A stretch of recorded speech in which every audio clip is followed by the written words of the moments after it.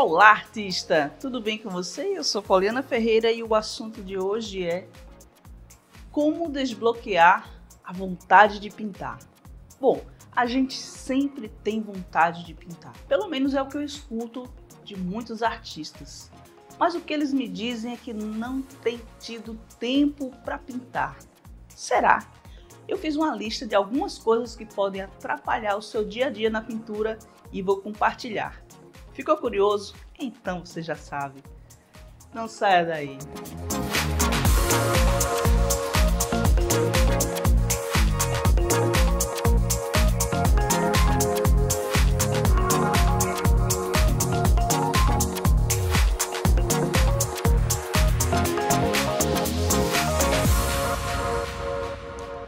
Quantas vezes você já iniciou uma sessão de pintura, foi até tarde, e aí, no decorrer dessas sessões, que elas vão se sucedendo, geralmente elas têm 40 minutos, 50 minutos de duração, para começar uma outra fase da pintura. E aí vão juntando copos, que você tomou aquele café, tomou aquela água que a gente precisa se hidratar, às vezes até um vinhozinho. O lixeiro começou a ficar cheio, mas aí o que é que você pensa? Amanhã eu vou voltar a pintar e a paleta fica naquela situação, os pincéis naquela situação. Por quê? Porque você vai voltar a pintar no dia seguinte. Mas acontece um imprevisto e aí você não tem como retomar a pintura no dia seguinte. E aí, do jeito que está aqui, vai ficando. Passa um dia, 2, 3, trabalho, a escola das crianças, aquele apoio que a gente precisa dar ao marido, ajudar os pais, enfim, são vários motivos que nos tiram daqueles dias maravilhosos dedicados à pintura. E o que é que a gente faz com isso? Bom, a gente precisa realmente ser consciente e ter a certeza que realmente vai poder se dedicar à pintura no dia seguinte. Se houver ao menos uma dúvida quanto a essa certeza, artista, limpa o material. Esvazia a lixeira, recolhe os copos. Eu deixei mais bagunçado do que de costume para poder exemplificar o que acontece com a gente. Isso é absolutamente normal, não somos máquinas. Na hora que a gente está criando, a gente esquece de tudo, derrama coisas, os pincéis viram, suja a nossa roupa, mas a gente está lá, vidrado, pintando e nada mais interessa. Só ouvindo a nossa musiquinha e totalmente dentro de nós mesmos na hora de produzir. Então, essa primeira situação aqui que eu queria compartilhar com vocês é de, se não tem a certeza que vai dar continuidade no dia seguinte, limpa todo o material e organiza tudo. Em telas grandes, Polly, a probabilidade de eu desistir de uma tela grande é gigantesca. O que eu faço para eu começar e concluir? Bom, essa tela aqui, ela tem 90 por 1,60. A minha altura, eu sou altíssima, essa tela tem exatamente a minha altura. A minha sugestão para telas grandes é que você não coloque muitas cores na sua paleta. Eu comecei por uma parte mais chata, que foi pintar tudo de uma única cor, que foi esse cinza em volta. Depois eu risquei as janelas, para que eu não fizesse nada importante numa área que seria coberta. Então eu já deixei riscado e depois fui para o céu, que é uma área que predomina o azul. Então eu coloquei o azul, um pouquinho de carmim, o branco, um pouco de preto. Não me envolvi muito com o amarelo, já que eu não ia usar amarelos. Era uma cor que eu iria colocar e não iria chegar na parte verde naquele dia. Então eu tenho a sensação de concluir áreas. Num dia eu fechei a área de cinza, no outro dia eu fiz o céu inteiro, no outro dia eu preenchi toda a área de verde, aqui está meio verde, com um ligeiro degradê para o azul. Não fiz pedras, não fiz marolas, não fiz espumas, porque eu estava só preenchendo a tela. Então, cada vez que eu vou preenchendo uma área e espero ela secar, eu tenho outra prontinha esperando para que eu pinte. Então, se eu encher toda a tela de tinta, eu não tenho o que fazer no dia seguinte, por exemplo, porque está em fase de secagem. Estou me referindo à tinta a óleo. O trabalho foi 100% feito com a tinta a óleo. Então, faz por blocos. Blocos de azul, depois eu fiz um bloco todo único com um tom terroso, um terroso mais suave ao fundo, um terroso um pouco mais intenso aqui. Depois eu fiz uma grande camada de verde, sem me preocupar com luz e sombra, apenas se a vegetação era mais esverdeada, ou mais amarelada, ou mais avermelhada, mas só manchas. E com isso o trabalho vai ganhando vida, vai secando. Cada vez que seca, ele aceita mais detalhes. Enquanto eu estou distraída aqui fazendo as pedras, aqui está secando. No primeiro dia, é claro que eu gostaria que essas folhinhas fossem feitas no primeiro dia, mas não dá. E para ter excelência do trabalho detalhado, a minha linha é uma linha detalhada. Tem artistas que têm uma linha mais livre, mais solta, vão ficar satisfeitos em um trabalho mais impressionista. Não tem certo nem errado. A forma de você chegar a um trabalho detalhado é esperando secar para retomar. Para fazer um trabalho mais imediato, você faz a la prima. Ambos estão perfeitos de acordo com cada artista, com cada linha de trabalho que ele venha a desempenhar. Então, mais uma vez, a minha sugestão para um trabalho gigante, às vezes maior que esse, é trabalhar por blocos e ir esperando secar e fazendo as outras áreas em paralelos.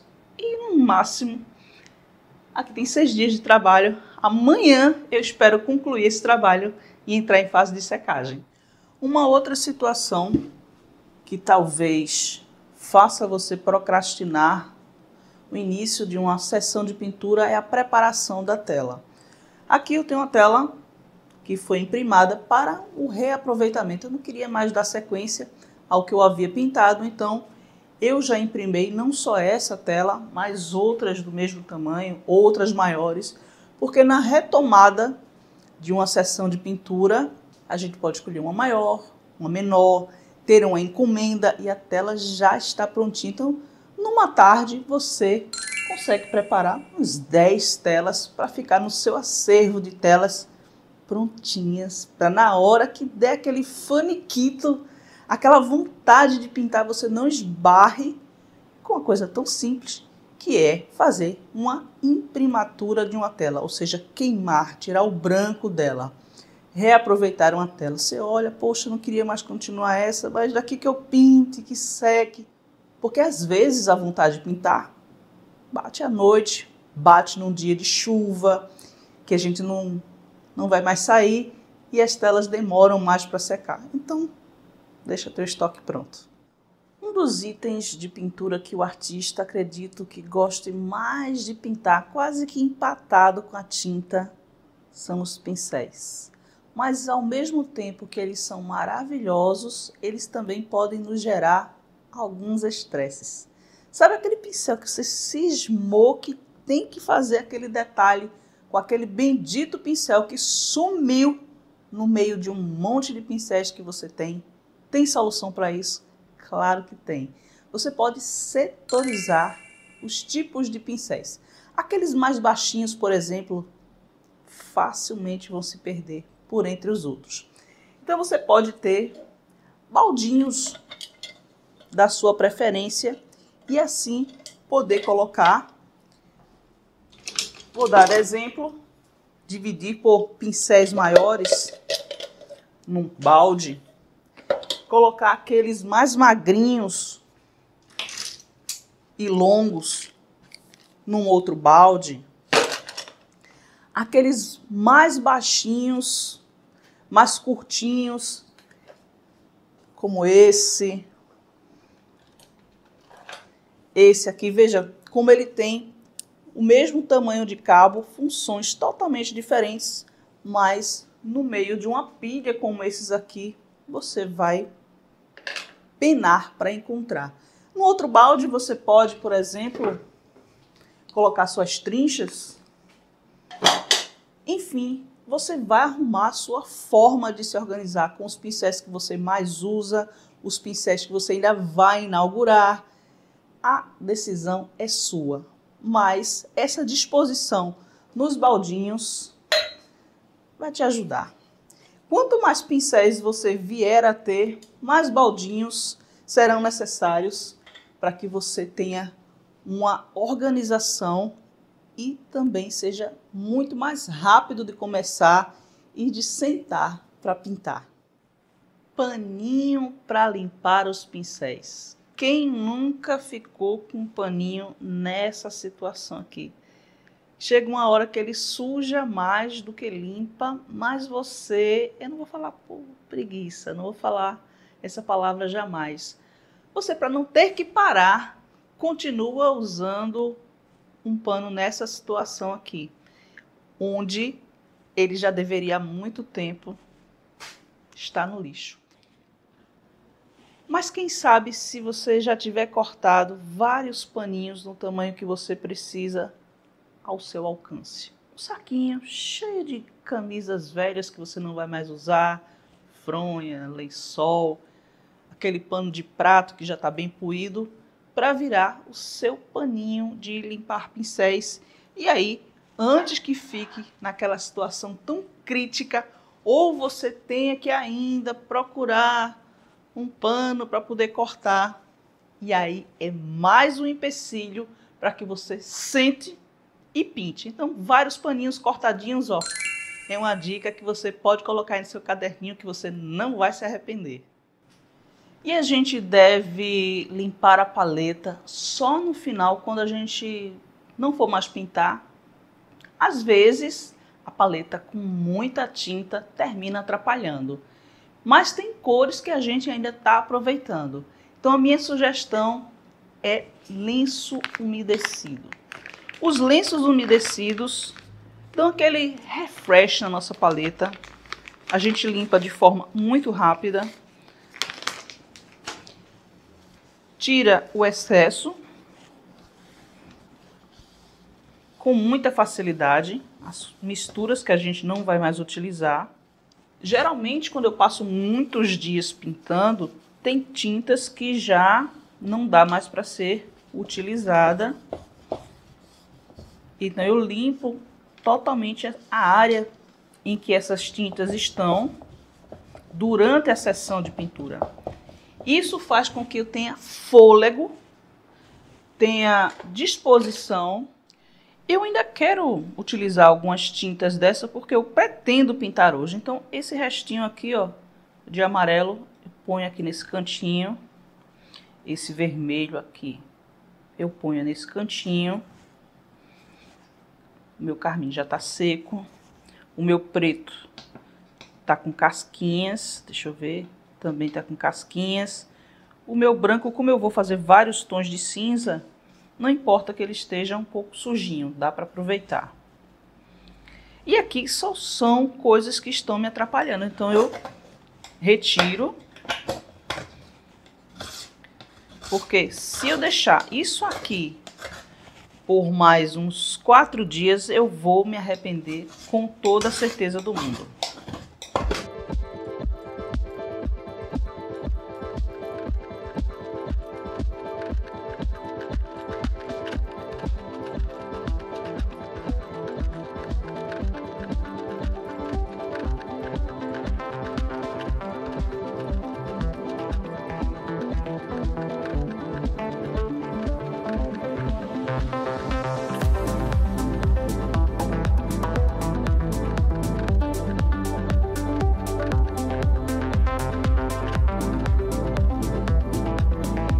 Se a situação chegou aqui e você não está conseguindo mais limpar, você vai pegar um pouquinho do seu solvente, é claro, inodoro, e vai colocar nessa área que você está sentindo um pouco mais de dificuldade para limpar. Mas veja que foi Mas veja que foi só um fragmentozinho só do solvente para que eu use ainda o meu lenço umedecido. e consiga retirar com mais facilidade esse excesso que ficou, porque já faz 3 dias que eu estou utilizando essa mesma mistura.